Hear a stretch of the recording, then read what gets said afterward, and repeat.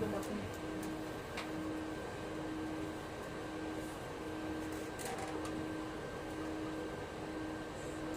Segmen tips dan saran di Asmat hari ini. Asmat hari ini.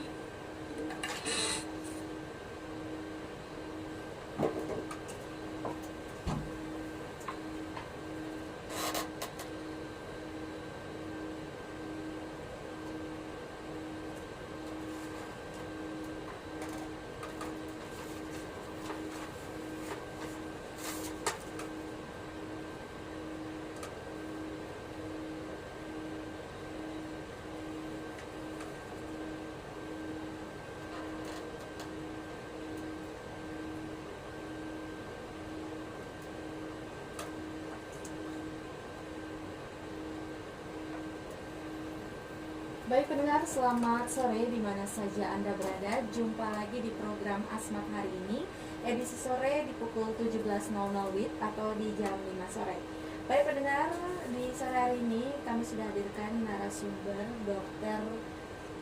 Raymond Sitanaja yang akan membahas tentang mengenal stroke dan juga pencegahannya. Baik dokter, selamat sore. Ya, selamat sore. Oke, bagaimana nih dok kabarnya? Baik, puji Tuhan. Oke, puji Tuhan baik. Oke dok, untuk hari stroke sedunia jatuh pada tanggal 29 Oktober ya dok? Iya, betul. Oke, itu di setiap tahun. Iya, betul, setiap tahun. Berarti besok ya. Iya, jatuhnya besok dok ya. Iya. Oke dok, langsung saja nih kita ke pertanyaan pertama. Boleh. Bisa dijelaskan dok, apa itu stroke? Oke, apa itu stroke? Saya yakin nih pendengar-pendengar radio nih udah pada tahu stroke itu sebenarnya apa ya. Mungkin pada tahunnya stroke itu otaknya rusak. Iya. Terus yang badannya separohnya lumpuh, nggak bisa gerak, yang mulutnya mencong. Nah, Iya. itu semuanya benar. Oke. Tapi sebenarnya secara definisi atau secara pengertian stroke itu adalah kelumpuhan atau kematian yang diakibatkan oleh kerusakan sel-sel otak yang penyebabnya karena pembuluh darah otak nih. Oke. Nah, dan yang mau saya tekankan di sini, yang disebut stroke itu sebenarnya kalau kelumpuhan atau kematian sel-sel otak itu sudah lebih dari 24 jam. Oke, Gitu. jadi 24 jam baru dinyatakan stroke. Iya, betul. Oke. Nah, sedangkan kalau kurang dari 24 jam apa nih? Hmm. Nah, mungkin para pendengar udah pernah dengar yang namanya mini stroke. Oke. Mini stroke atau kita bisa juga sebut sebagai calon stroke. Tapi secara bahasa medis itu disebut sebagai transient ischemic attack. Oke. Gitu. Jadi kalau lebih dari 24 jam kita sebut stroke, kalau kurang dari 24 jam kita sebut mini Mini stroke stroke. atau calon stroke. Oke. Kalau stroke ringan dok, sama dengan mini stroke? Nah, betul Kak. Stroke ringan itu adalah mini stroke atau calon Oke. stroke. Oke, Gitu. jadi biasanya kalau orang awam tahunya kan stroke ringan dok ya? Betul, iya. Oke. Selanjutnya nih dok, untuk tipe-tipe stroke ini apa saja? Oke. Nah, sebenarnya stroke itu secara garis besar dibagi dua macam nih. Ada yang tergantung kelainan pada pembuluh darahnya. Jadi ada yang pertama disebut sebagai stroke ischemic atau stroke penyumbatan, bisa juga dibilang seperti itu. Oke. Dan yang kedua adalah stroke perdarahan. Nah, stroke penyumbatan atau stroke ischemic itu adalah 80% kasus stroke itu semuanya penyumbatan. Oke. Gitu. Jadi kalau stroke penyumbatan itu disebabkan karena seperti namanya, penyumbatan. Jadi ada penyumbatan di pembuluh darah otak. Sedangkan stroke perdarahan yang kasusnya itu ada 20% dari seluruh kasus stroke itu disebabkan karena kelemahan dari pembuluh darah otak atau pembengkakan dari pembuluh darah otak sehingga pembuluh darah di otaknya itu pecah gitu. Oke. Pecah dan terjadinya stroke. Iya, pecah dan menyebabkan gejala-gejala stroke. Oke. Oke dok, kalau untuk faktor resiko stroke-nya apa saja? Oke, jadi faktor resiko, kalau kita ngomongin faktor resiko ini penting sekaligus untuk pencegahan nanti ya. Nah, faktor resiko stroke itu secara garis besar dibagi dua. Jadi ada faktor resiko yang tidak dapat dicegah dan ada juga faktor resiko yang dapat dicegah. Oke. Gitu. Kalau faktor resiko yang tidak dapat dicegah itu berarti ibaratnya udah takdir gitu ya. Oke. Jadi misalnya contohnya usia, pada Iya. orang-orang yang berusia lebih tua itu lebih beresiko terkena stroke. Oke. Kemudian pada ras-ras tertentu, kalau misalnya kita baca di penelitian itu dia bilang ras-ras yang berkulit hitam Oke. itu lebih beresiko terkena stroke, tapi itu dari data saja Oke. gitu. Kemudian genetik atau riwayat keluarga Misalnya oma opanya atau papanya ada yang terkena stroke, nah maka orang itu lebih beresiko untuk terkena stroke. Jadi genetik juga dok Iya, ya? betul sekali. Dan yang terakhir yang tidak dapat dicegah itu adalah jenis kelamin. Jadi kalau katanya kalau dari penelitian, laki-laki itu lebih beresiko terkena stroke dibanding perempuan. Oke. Walaupun sebenarnya perempuan juga banyak yang mengalami stroke. Oke. Gitu. Kemudian faktor resiko yang kedua, yang selanjutnya adalah yang dapat dicegah nih. Iya. Nah, yang dapat dicegah yang harus kita cegah ya Iya. pastinya. Misalnya merokok.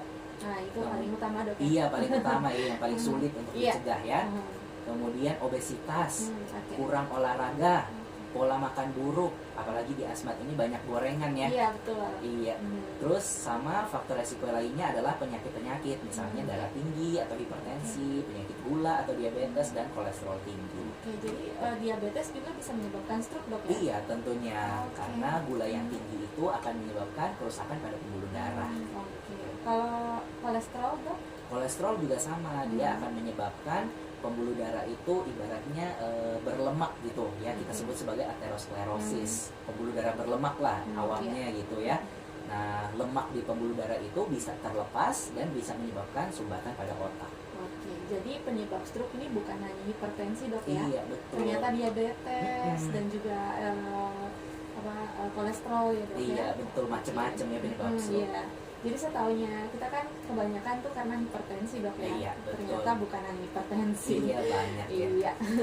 Oke, selanjutnya nih dok, apakah stroke juga bisa dialami oleh seseorang yang usianya masih muda?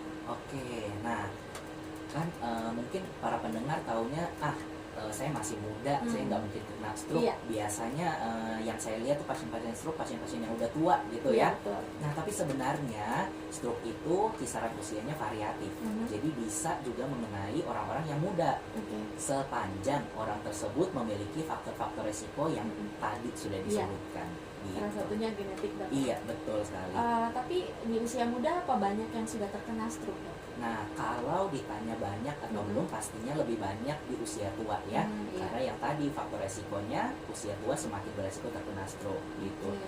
Tapi yang mau saya tekankan di sini bahwa usia muda pun tidak sedikit yang terkena stroke. Ada aja gitu. Jadi tetap harus menjaga kesehatan dok Iya, ya? tentunya pastinya. Oke dok, kita ke satu lagu dulu Iya, dan boleh. kita akan lanjut ke pertanyaan berikutnya. Baik pendengar, jangan kemana-mana, tetap di Asma hari ini.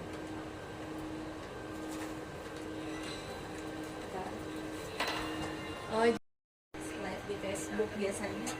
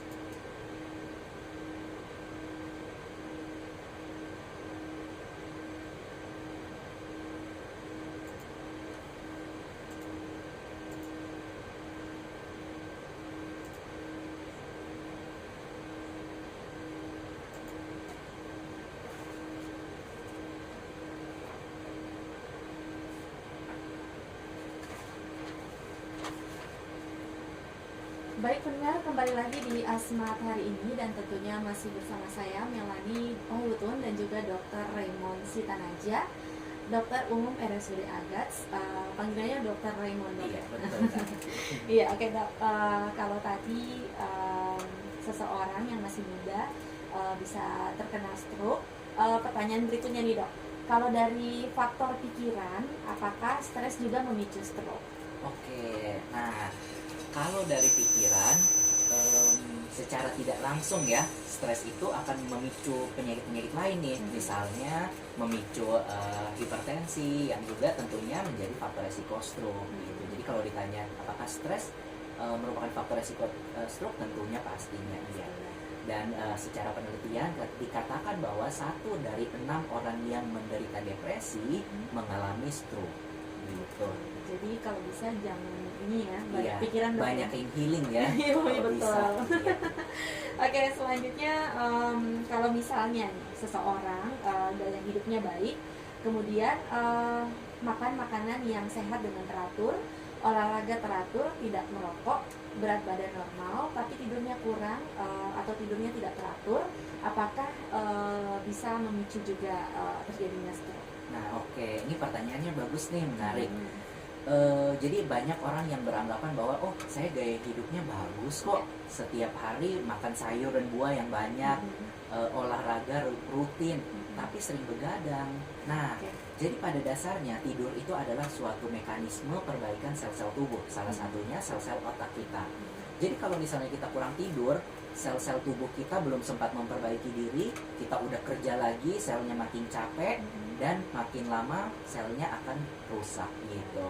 Jadi biarpun kita makan sehat, tapi tidurnya tidak teratur, Iya, tentunya menjadi salah satu faktor resiko stroke. Oke. Kalau jarang tidur siang kok? Kalau jarang tidur siang sih, yang penting tidur malamnya cukup ya. Oke. Itu kan direkomendasikan tidur itu sekitar 6-8 jam per hari ya. Nah, yang penting tidur malamnya cukup. Iya. Oke, jadi buat pendengar ya yang tidurnya kurang, kalau bisa tidurnya lebih berkualitas lagi dok ya. Iya, betul. Iya. Selanjutnya nih dok, bagaimana cara mengenali bahwa seseorang sedang terkena stroke? Oke, nah pastikan para pendengar udah tahu ya, stroke itu gejala-gejalanya yang separuh tubuhnya lemah gitu ya, mulutnya mencong. Nah, tapi ada cara gampang untuk mengenali apa saja gejala stroke yang disingkat sebagai segera ke RS. Jadi se-nya itu adalah senyum tidak simetris. G-nya itu adalah gerak separuh anggota tubuh melemah tiba-tiba, bisa kanan, bisa kiri. Kemudian ra, kan tadi segera ke RS ya. Iya. Ra-nya adalah bicara pelo. Jadi bicara pelo. Iya. Ke-nya itu adalah kebas atau baal di separuh tubuh. Kemudian RS-nya rabun atau gangguan penglihatan, dan S-nya adalah sakit kepala atau sempoyongan. Gitu. Pusing gitu dok ya? Iya betul, pusing juga ternyata bisa loh salah satu gejala stroke. Iya. Nggak harus melulu kelemahan separuh badan gitu, enggak. Kira-kira nih dok, di usia berapa kita harus segera periksakan diri agar tidak terjadi stroke? Nah, kalau ditanya usia berapa sebenarnya nggak ada patokan ya, tapi sebenarnya sedini mungkin kita memeriksakan kesehatan pastinya semakin baik gitu. Jadi tidak terpaku dok ya? Iya, jangan oh masih umur 25 belum deh, nanti aja umur 30, enggak ya. Misalkan aku masih muda nih, Iya. nggak mungkin kena stroke. Iya betul. Oke, jadi di masa muda kalau sering begadang nih dok, di masa tua pasti terkena stroke. Kalau misalnya ditanya pasti atau enggak, ya enggak pasti. Iya. Gitu. Kenapa? Karena tadi faktor resiko stroke itu banyak. Bukan cuma satu, bukan berarti oh begadang Iya. nanti pasti kena stroke, enggak. Misalnya orang itu oh sering begadang, terus dia ditambah merokok, ditambah kurang olahraga, ditambah lagi ada diabetes atau sakit gula, nah itu kemungkinan besar tuh terkena stroke. Tapi kalau misalnya cuma begadang doang, bisa tidak, bisa iya. Kalau untuk berat badan nih dok, kalau tadi kan kalau obesitas ya itu juga memicu stroke. Iya. Kalau misalkan badannya kurus, apa bisa terkena stroke juga? Nah, tentunya sangat bisa. Oke. Nah, kenapa? Karena bukan berarti kolesterol tinggi itu hanya terjadi pada orang yang berbadan gemuk ya, enggak. Iya. Nah, kita temukan kalau saya ketemu banyak nih pasien-pasien yang badannya kurus, tingginya misalnya 170, Iya. tapi beratnya cuma 50 misalnya, ternyata kolesterolnya sampai 300, 400 banyak tuh kayak gitu. Dan apalagi kalau misalnya dia ada faktor-faktor risiko lain, misalnya kolesterolnya oke, normal, badannya oke, berat badan ideal, tapi orangnya kembali lagi merokok, ada darah tinggi, pola tidurnya kurang, pola makannya buruk, itu itu juga menjadi faktor risiko stroke pastinya. Jadi tidak dilihat dari berat badan, Iya, Dok, ya? betul. Oke. Selanjutnya nih, Dok, apa yang harus kita lakukan bila keluarga atau teman atau bahkan diri kita sendiri terkena serangan stroke? Oke, kembali lagi ke yang tadi saya sebutkan, segera ke RS. Iya. Gitu. Jadi para pendengar radio, mohon saya tekankan di sini. Jadi kalau ada teman atau keluarga yang terkena stroke, tolong jangan yang diutamakan konten Instagram ya. Iya, betul. Jadi jangan ambil HP dulu Iya. story teman gue lagi Iya, teman iya. saya lagi kena stroke nih, enggak ya. Tapi segera bawa keluarga atau teman atau diri sendiri ke rumah sakit. Sebaiknya ke rumah sakit, tapi kalau misalnya untuk pendengar-pendengar yang lagi di distrik bisa dibawa ke fasilitas kesehatan terdekat yaitu puskesmas ya. Betul. Jadi jangan yang sekarang ya lagi viral, Dok, ya, sedikit-sedikit buat konten. Iya betul, itu nanti terlambat ya penanganan stroke-nya. Oke, untuk cara mengobati stroke-nya nih, Dok. Oke, cara mengobati stroke yang pertama kita harus pastikan dulu bahwa ini stroke atau bukan. Nah, setelah kita tentukan oke, ini adalah gejala-gejala stroke, maka kita tentukan jenisnya. Stroke-nya ini adalah stroke perdarahan atau stroke penyumbatan. Karena pengobatannya itu sangat beda antara stroke penyumbatan dan stroke perdarahan. Kalau stroke penyumbatan, namanya juga penyumbatan, pembuluh darah otaknya tersumbat, maka kita harus berikan obat-obat pengencer darah untuk melepaskan sumbatan di pembuluh darah gitu. Sedangkan kalau stroke perdarahan, obat namanya juga perdarahan, sedang terjadi darahnya sedang keluar, maka kita harus berikan obat-obat untuk menghentikan perdarahan. Dan bahkan kalau perdarahannya itu sangat besar, maka perlu dipertimbangkan tindakan operasi bedah saraf ya. Gitu. Dan yang paling penting yang mau saya tekankan di sini, kalau sudah terjadi stroke, maka kita harus cari biang keroknya apa, faktor resikonya apa, untuk kita tata laksana faktor resikonya. Oke, Dok. Oh ya, Dok, kalau jari-jari tangan terasa kram, apakah itu juga gejala stroke? Nah, bisa tidak pasti gejala stroke kalau jari-jari tangan kram ya. Tapi yang tadi yang sempat saya bilang dari singkatan segera ke RS, bahwa R-nya itu adalah rasa baal atau kesemutan. Jadi bisa juga tuh salah satu gejala stroke.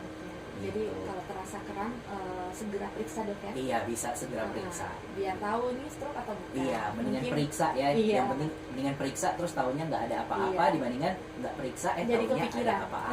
Gitu. kepikiran atau taunya ini ya gejala stroke, Dok, Iya, ya? betul. Oke, selanjutnya nih, Dok, apakah stroke bisa sembuh dengan total? Oke, nah ini adalah pertanyaan trending topik nih dari semua pasien-pasien dan keluarga pasien stroke ya. Dok, papa saya bisa sembuh total nggak sih? Atau dok, saya bisa sembuh total nggak sih? Ini tangan saya bisa gerak sempurna lagi nggak sih kayak dulu? Gitu. Nah, jawabannya stroke itu bisa sembuh total. Gitu. Tentunya semakin cepat ditangani, maka stroke maka hasilnya akan semakin baik gitu. Jadi kalau dari penelitian dikatakan bahwa dari seluruh kasus stroke 10%-nya itu bisa sembuh total. 80%-nya mengalami kecacatan dari ringan sampai berat, dan 10% sisanya itu bisa meninggal gitu.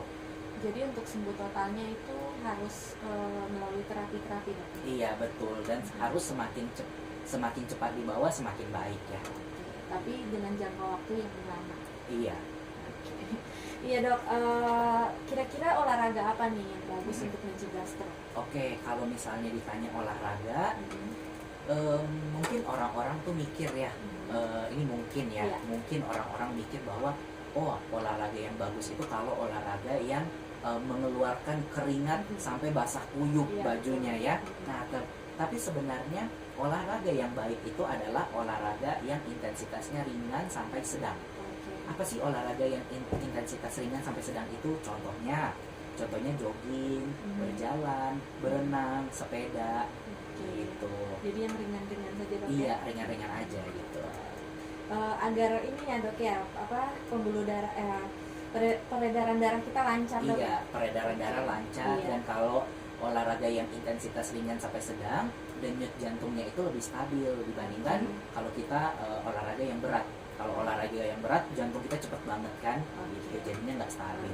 Apalagi di usia senja, Dok, ya, usia Iya, tua ya, betul harus sekali. yang ringan-ringan Iya, saja. betul. Oke dok, kira-kira kalau pembuluh darah pecah ini dapat menyebabkan kematian, Mm-mm. itu sudah pasti dok?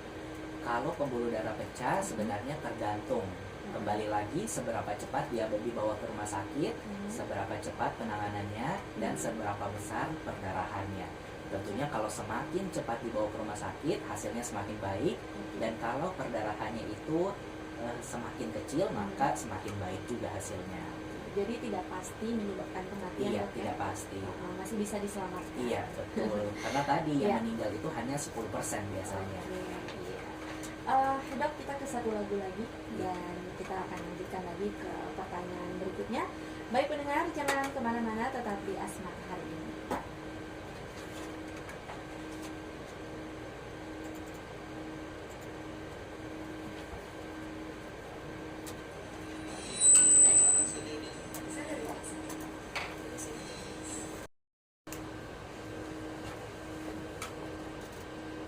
Sembilan puluh lima koma dua MHz RRI Stasiun Relay Asma.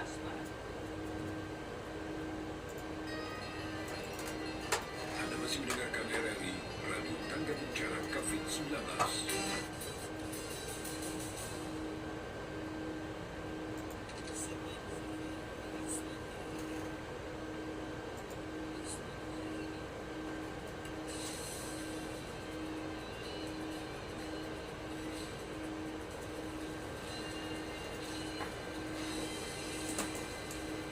Baik pendengar, masih di frekuensi 95,2 MHz dan tentunya masih bersama saya Melani dan juga Dr. Raymond.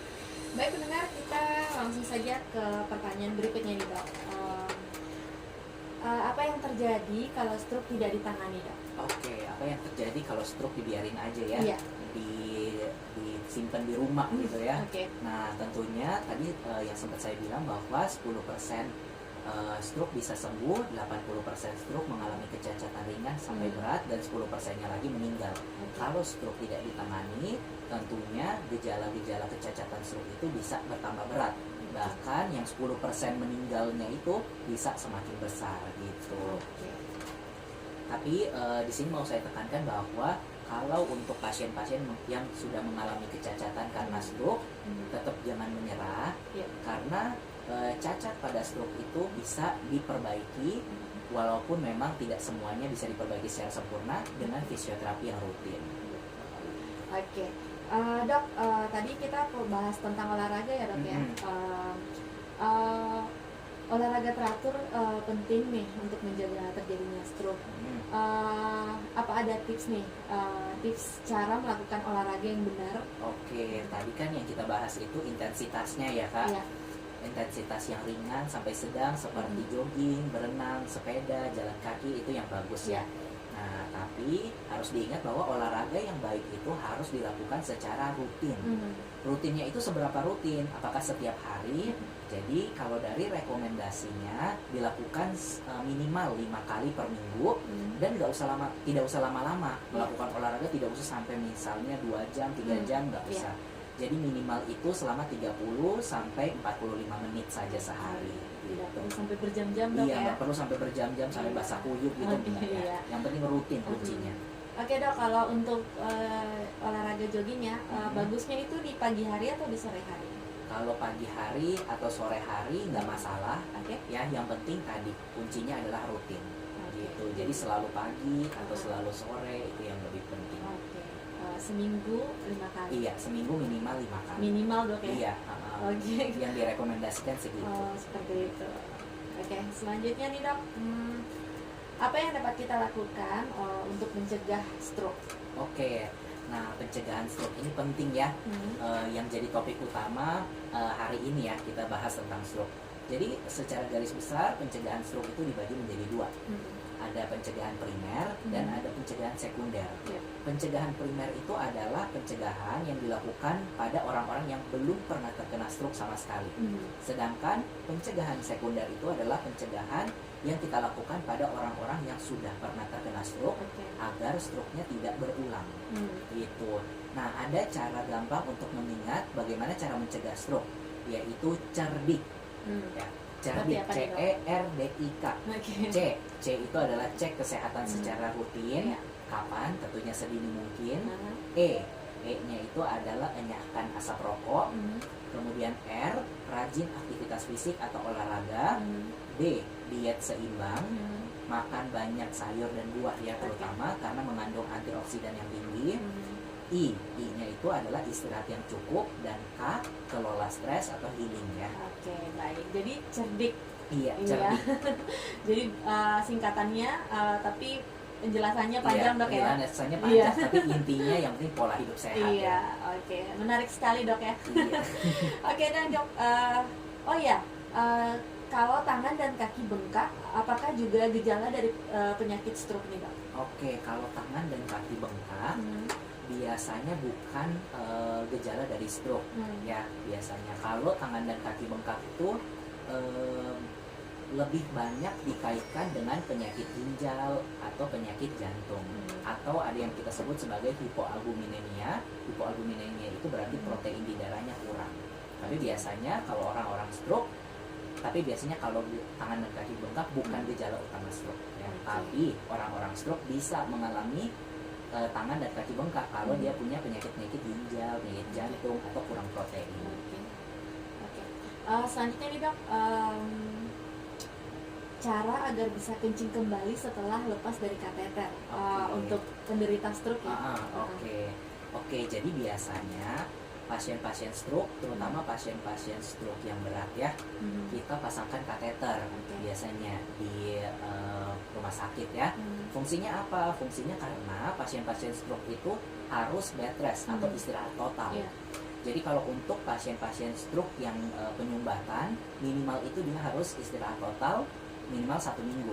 Sedangkan kalau stroke yang perdarahan dikatakan bahwa minimal istirahatnya 2 minggu. Kenapa harus istirahat total? Kenapa tidak boleh bolak-balik kamar mandi?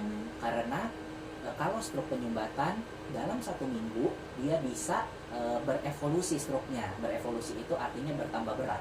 Gitu. Jadi misalnya yang tadinya masih bisa gerakan jari, kalau dia tidak bed rest total, tidak istirahat total, maka tiba-tiba jarinya tidak bisa bergerak sama sekali. Gitu. Makanya kita pasangkan kateter. Nah, caranya gimana biar bisa lepas dari kateter ya? Caranya biasanya kita latih. Jadi kalau pasiennya sudah stabil semua, fase kritisnya sudah lewat, maka kita latih untuk lepas kateter. Gitu. Caranya kita ikat kateternya sampai pasiennya ada rasa kencing. Gitu. Kalau sudah ada rasa kencing, maka kita bisa lepas kateternya. Gitu. Tapi tidak semua penderita stroke menggunakan kateter dok ya? Tidak. Gitu. Kalau pasien-pasien yang stroke-nya berat, biasanya baru kita pasangkan kateter. Tapi kalau misalnya stroke-nya ringan, biasanya kalau di rumah sakit itu kita pakaikan pampers saja, biar tidak bolak-balik kamar mandi. Gitu. Iya dok. Dok, kalau misalkan pasien stroke yang sudah mendapatkan perawatan di ruang ICU nih, kira-kira berapa persen untuk kesembuhannya? Nah, kalau pasien stroke yang sudah dirawat di ruang ICU, yang tadi sempat saya singgung juga bahwa 10% dari seluruh total kasus stroke itu bisa sembuh sempurna. Gitu. Tapi 80%-nya mengalami kecacatan ringan sampai berat, dan 10% sisanya bisa meninggal. Baik dok.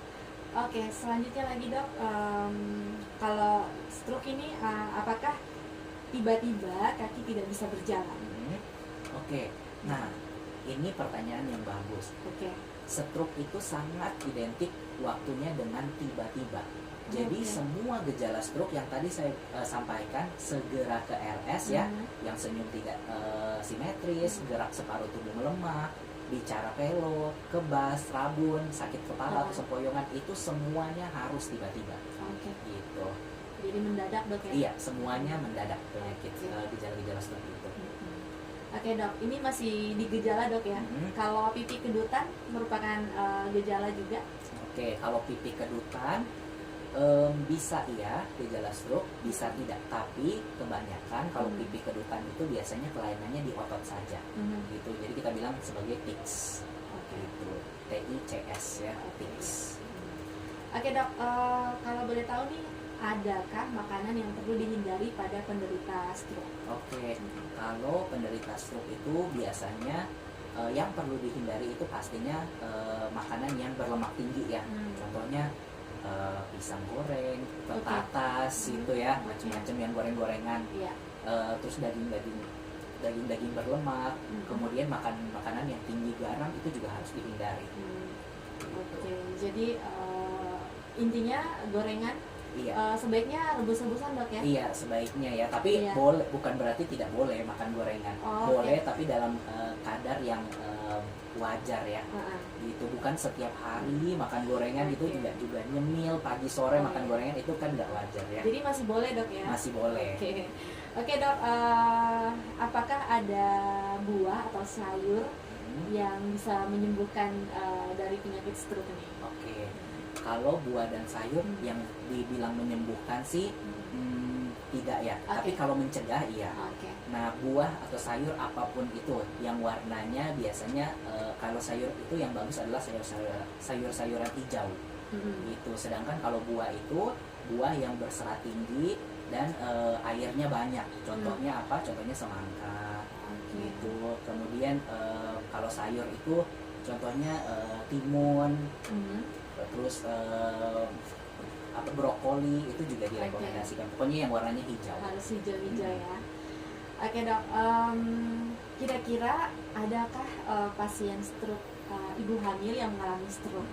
Oke, Iya. kalau ditanya ibu hamil ada yang mengalami stroke atau tidak, pastinya ada ya. Oke. Ya, walaupun sebenarnya saya sendiri belum pernah menemukan ibu hamil yang terkena stroke. Iya. Tapi kita harus ingat bahwa stroke itu tidak mengenal dia hamil atau tidak. Oke. Selama pasien itu memiliki faktor-faktor resiko yang tadi disebutkan, darah tinggi, diabetes, merokok, kemudian kurang olahraga, pola tidur buruk, pasti bisa mengalami stroke. Oke. Gitu. Jadi ibu hamil juga bisa dok Iya, ya? bisa. Tapi untuk anak dalam kandungannya? Kalau apa? anak dalam kandungan tidak. Tetap Gitu. baik-baik saja? Iya, tetap baik-baik saja. Ini kalau ditanya bisa terkena stroke atau tidak, bayi dalam kandungan tidak ya. Oke, iya. Gitu. Tapi kalau seorang ibu itu punya faktor resiko, misalnya gula darah tinggi, tensinya tinggi, pasti bayi dalam kandungannya juga bisa terganggu. Gitu. Oke dok, sepertinya pertanyaannya semua sudah dijawab dokter Iya. dengan jelas ya dok ya.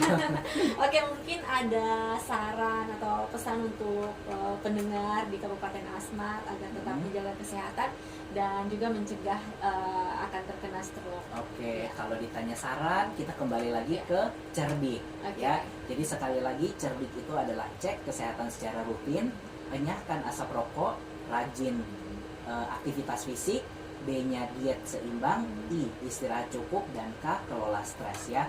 Intinya kalau bingung cerdik itu apa panjang banget, yang penting pola hidup sehat gitu. Baik, oke dok, mungkin juga bisa mengajak seluruh masyarakat Asmat nih yang belum vaksin untuk segera vaksin.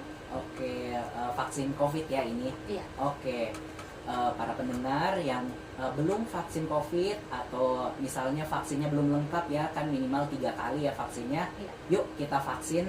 Vaksin itu aman, vaksin itu manfaatnya lebih banyak daripada resiko, dan vaksin itu penting untuk menjaga orang-orang di sekitar kita, terutama keluarga dan teman-teman kita agar semuanya terhindar dari COVID-19. Oke dok, terima kasih Iya, untuk sama-sama. penjelasannya tentang stroke ini, bagus sekali ya.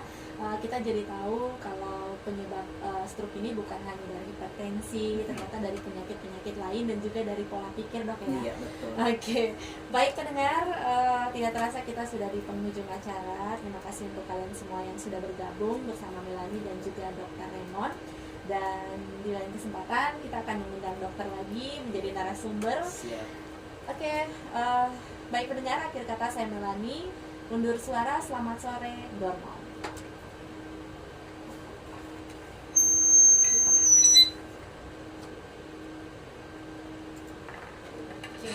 Program acara lokal Iya. Asmat Apa namanya? Minta foto dok ya. Oh iya boleh.